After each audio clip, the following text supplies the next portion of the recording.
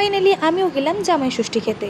আর আমি এখন সাজুগুজু করে রেডি হয়ে নিয়েছি। এটা হচ্ছে জামাই ষষ্ঠীর আগের দিন। আর দেখো দেখো আমার সাথে এবারে কে যাচ্ছে।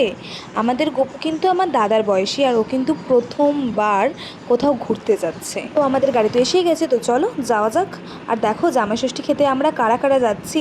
আমি যাচ্ছি, এদিকে গপু যাচ্ছে, ওদিকে বৌমনি আর আমার পুপাই যাচ্ছে। আচ্ছা, মাথায় কোশ্চেন আসছে তো নিশ্চয়ই যে আমরা জামাই ছাড়া কি করে জামাই ষষ্ঠী যাচ্ছি। অ্যাকচুয়ালি আমি যাচ্ছিলাম আমার দাদার শ্বশুর বাড়ি, আর আমার দাদা পিছনে বাইকে আসছিল, আর আমরা চারজন মিলে যাচ্ছিলাম গাড়িতে। দেন বৌমনির বাড়িতে পৌঁছে আমরা এখানে একটু খাওয়া দাওয়া করে নিচ্ছিলাম। One eternity later.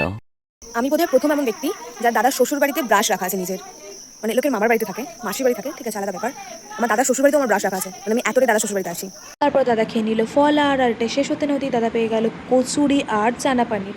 আর আমার তো দুর্ভাগ্যতা, এখানে আমি খাচ্ছিলাম রুটি, একটা হালকা পাতলা চানা পনির আর আম। 1 billion zillion jillion dillion cotillion times later. তারপর দুপুরবেলা আমার দাদা বসে পড়েছিল পঞ্চব্যঞ্জন সাজিয়ে, আর আমি খাচ্ছিলাম ঠিক এইটা। দেন আমি সন্ধ্যেবেলা খাচ্ছিলাম মাজা, আর তার আগে খাওয়া হয়ে গেছে আমার আইসক্রিম। আচ্ছা, শুধু জামাই ষষ্ঠী খেলেই হবে? শাশুড়ি মাকে তো গিফট দিতে হবে। না না, আমার শাশুড়ি মার কথা বলছি না, আমার দাদার শাশুড়ি মার কথা বলছি। তো এটা হচ্ছে আমার দাদার দেওয়া তার শাশুড়িকে gift. 2000 years later. Video clips নিতে ভুলে যাও, এটা হচ্ছে আমার স্বভাব। আর আমি এখনও দাদার শ্বশুর বাড়িতে পড়ে পড়ে খাচ্ছি।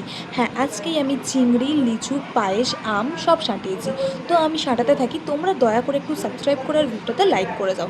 দেখা হচ্ছে পরের ভিডিওতে, ততক্ষণের জন্য টাটা।